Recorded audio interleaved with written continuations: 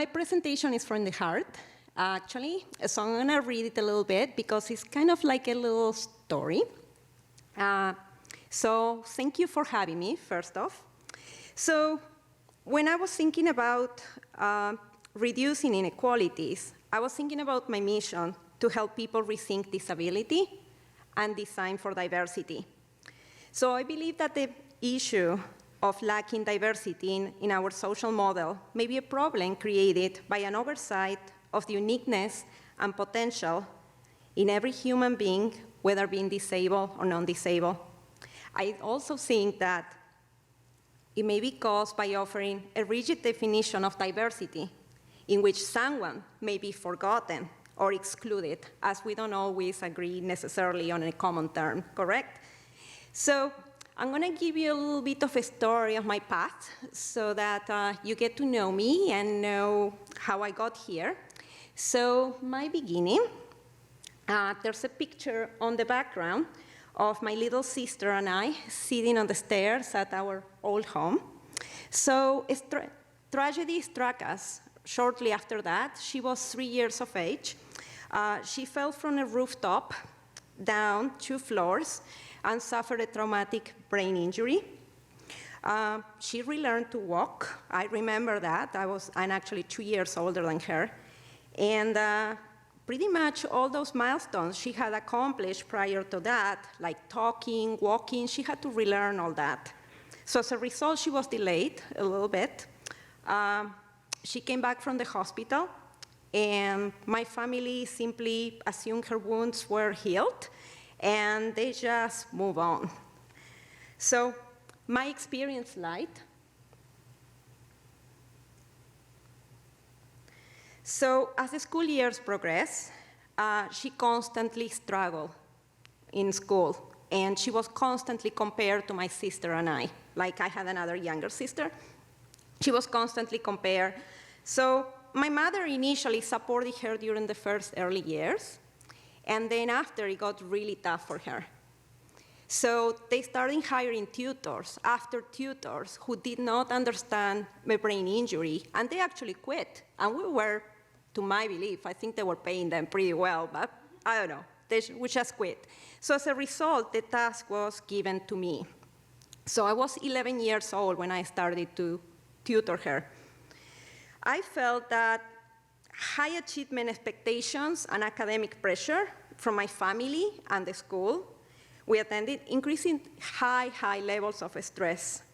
With the added duty to support my sister and meeting the academic demands, I realized that the focus was not only on competence, but on good grades. The focus was not on competence, but it was on grades. Like they really care about grades, but they did not care about competence. To me, learning turned into a strategic compliance. I was just only motivated to sit there because I knew I had to be there and just go ahead and graduate someday.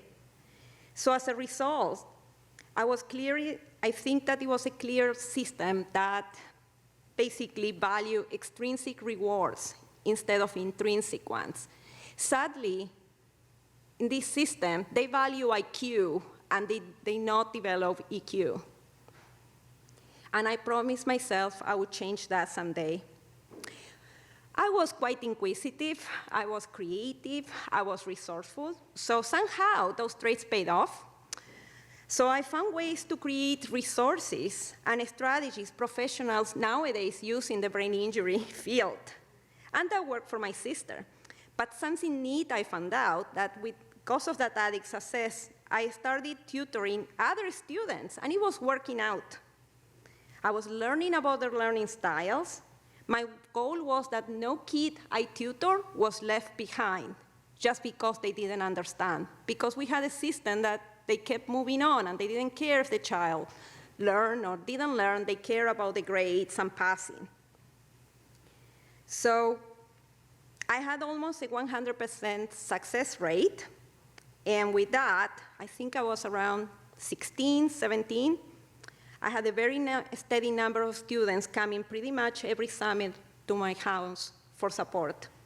I was that kid that I knew how to use learning styles approach. I was that kid using resources that I can now put a name on, but I had no idea I was using them. I was discovering, focusing on competencies rather than the mere exams or the grades. Years after, once I got my first teaching job, I continued to explore how to remove the can't attitude and focus on how they could do something. So I focused on the how, not on the can. Once in Canada, picture of North America with a small Canadian flag on Ontario. The journey to find my way was quite bumpy. The Canadian labor market was a little bit tough. I think it's tough for many newcomers, even with education and proficiency in the language. So I faced that. Luckily, I was young and motivated. It was Canada, though, who introduced me to this rewarding field that I'm proud of working for. And it helped me realize that I have been preparing for this job all my life. Picture of myself and a deafblind person sitting in the office, smiling with iPads on the table.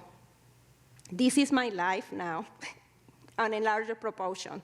So this picture was actually taken by somebody else, and I had no idea they were taking it. And it made me realize how happy I am, my job. So that's the reason I put it there, because it was something very, very spontaneous, and I had no idea they were taking pictures of me. Canada gave me the gift of additional formal education to continue my work in removing more boxes, other boxes, from a system that left a certain population, like our deafblind students, with low confidence to achieve their full potential. Since then, we have created numerous resources. We have created numerous programs that are accessible with accommodations that can be very inexpensive and so easy to do if we are committed to think outside the box. We actually even created our first deafblind yoga a few years ago. So if you're interested in learning about it, you can come and see me at the table. I will be happy to share that with you. So I'm going to share what I learned in order to promote change and reduce inequalities. Picture of a child demonstrating sighted guide, and then on the next picture, the same child is listening to a story with an iPod as she was testing the simulations regarding poverty and social injustices some people in third world countries face, and that's why she looks so sad while volunteering at that event. So I'm actually pretty proud, because that's my child. So this is what I learned. Number one, empathize. Slow down. If we want an inclusive society, we must ensure we plant the seeds for the future by raising mindful, inclusive, empathetic children. Through volunteering, role modeling, travel is a wonderful way to educate them. And by then, I don't mean the all-inclusive resorts. They don't show much. They are fun, but they don't show much. Kids that value humanity over stuff. And they're ready to emphasize and resolve problems to avoid leaving others behind and create an inclusive society. Kids who are invited to think constructively. Kids who see disability as diversity. Kids who have the opportunity to learn sign language in school. Kids that have the opportunity to learn sighted guide. Kids who know how to create accessible documents, and they're aware of the needs of others. There should be the core subjects that should be as equal as English and math. It's a very simplistic approach that will promote fairness and equality to all. The next slide is a picture of an automatic sliding door on the background. Number two, universal design. When we think about universal design, the question you might ask yourself is, could anyone participate with you if they wanted? Think about that question. For example, in the education system or workplace, just because you send a Word document and you check on the accessibility checker, it doesn't really mean it's usable and it's ready to go. Adding a structural organization, headings, bulleted list, number list, definition list, page numbers, captions with descriptions on the image to ensure we all have equal access of the information. How many emails, how much information is sent right away without a simple caption describing the information, such as the way I'm describing pretty much every slide. So that's just to name a few. People with disabilities, I also believe that they add the variety of viewpoints needed to be successful and bring effective solutions to today's business challenges. Yet, many employers are still missing out on very high-skilled workers. You know, something I learned in my life is that with disability comes ingenuity. With disability comes innovation to tackle existing problems.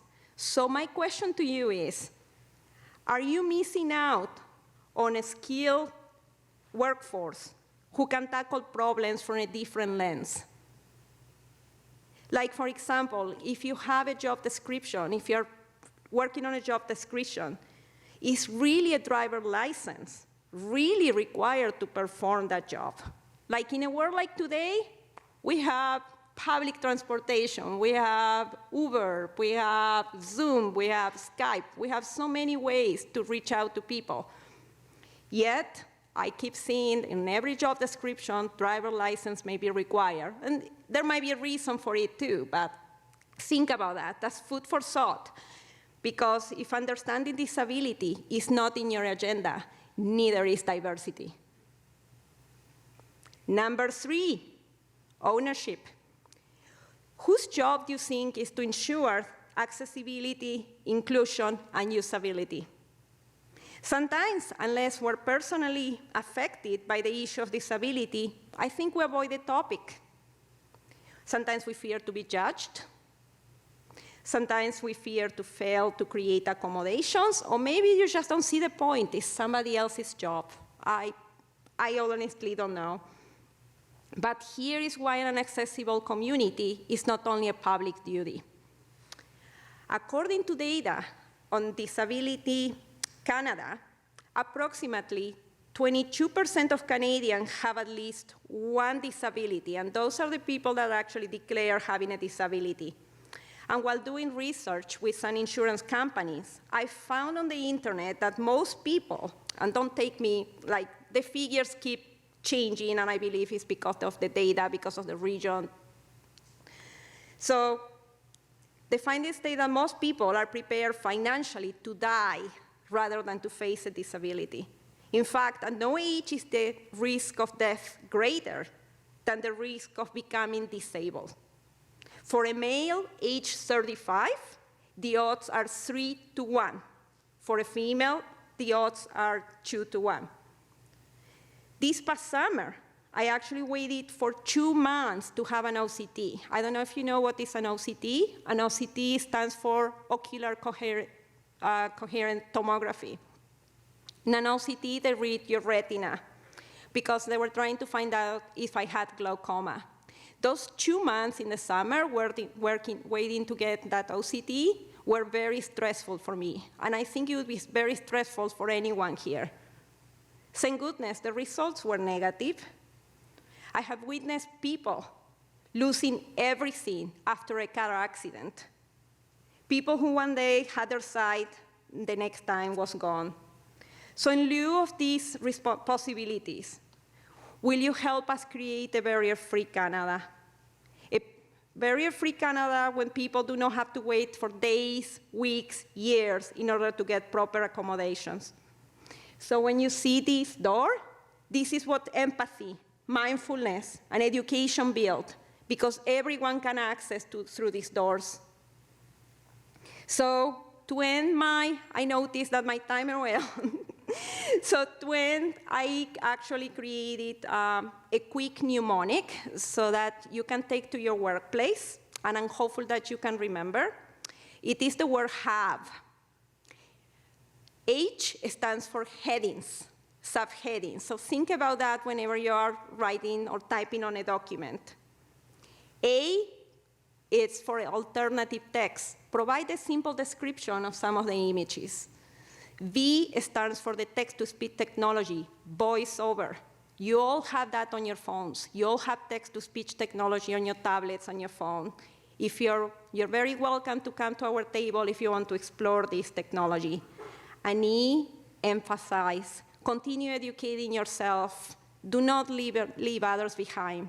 Whenever you're designing something, think not only about yourself, but think if other people can do the same. Thank you for listening.